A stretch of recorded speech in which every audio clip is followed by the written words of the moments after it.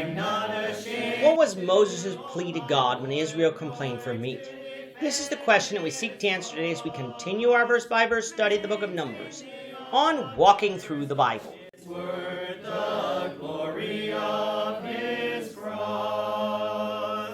If you have a Bible with you, you can turn to Numbers chapter 11. We're going to be reading from verses 10 to 15.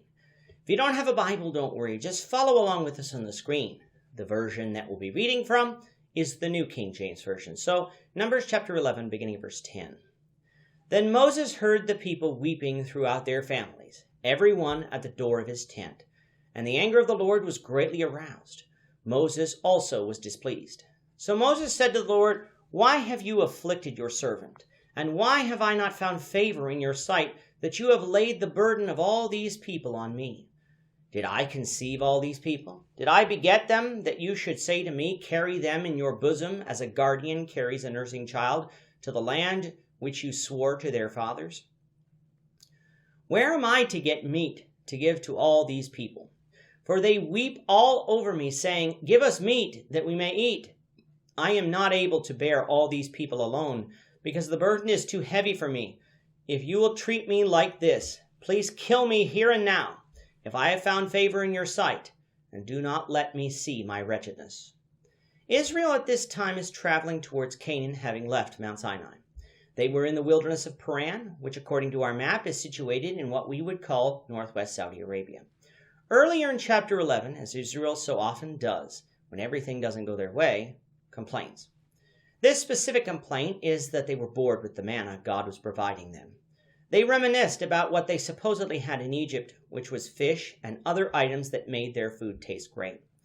Whether they actually had those things while in slavery is unimportant. The fact is, this was their complaint. They wanted meat. Their complaints led them to weep throughout their families, according to verse 10, a lament that angered the Lord greatly and displeased Moses as well. Both the Lord and Moses had a right to be angry. Why did the Lord have a right to be angry? Because he had miraculously brought Israel out of Egypt, out of slavery that they had endured for 400 years. He brought them to Mount Sinai and provided for their needs for over a year now. He was going to provide them with the land of Canaan, a land that would be more than enough to provide for all their wants. And yet this people lacked patience and were ungrateful. It's like a child who has been provided for by their parents, who is told that a reward is coming, but the child complains to their parent about their poor treatment because they did not receive the reward right away. God thus had every right to be angry. Why did Moses have a right to be angry?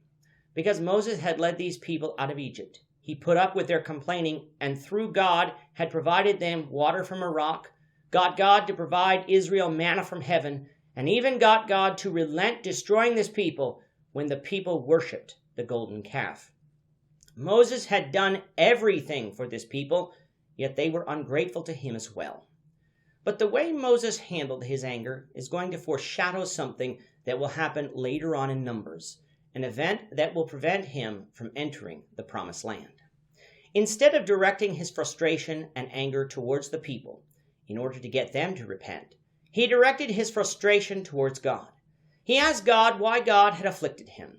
He asked God why he hadn't found favor in God's sight, that God had laid the burden of this people, Israel, on him. He rhetorically asked God if he, Moses, had conceived these people. Did he beget this people, that God would have laid the burden of nursing this people, so to speak, by leading them to the promised land? He then complains to God about where he was going to get meat for such a number of people, for they cried out for meat. In essence, Moses was blaming God for his predicament, or at the very least getting awfully close to doing so. He wasn't quitting or giving up his faith in God. He wasn't saying these things in public, thus bringing God into disrepute in front of the people. But he certainly was getting awfully close to blaming God for everything that had happened. If God had only called somebody else, if God had only provided meat for the people, then perhaps they wouldn't be bothering me so much, seemed to be Moses' thoughts. Moses then told God that the burden was too great for him to bear, and that if thus he had found grace in God's eyes, he requested that God kill him right there and then, so he didn't have to see his wretchedness. If we were observing Moses today, we would say that Moses was depressed. It was not wrong for Moses to feel overwhelmed and underappreciated by the people, for he was.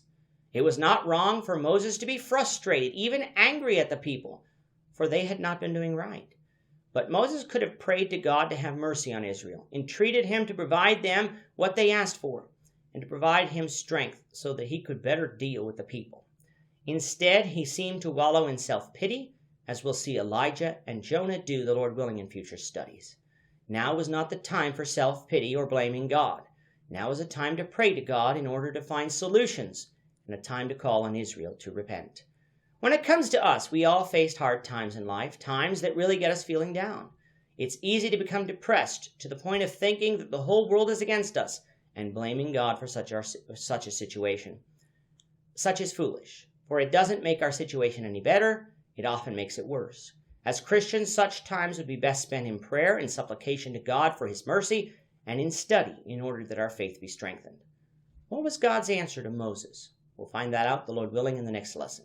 With that, our time is up for today. Lord willing, we hope you'll join us for tomorrow's discussion of Numbers chapter 11, verses 16 to 23, as we continue our walk through the Bible, one verse at a time.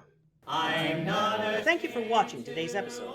We hope that you found it edifying and ask that you not only subscribe to our channel and podcast, but that you like and share this episode among your friends, so that the saving gospel of Jesus Christ can go out to the whole world.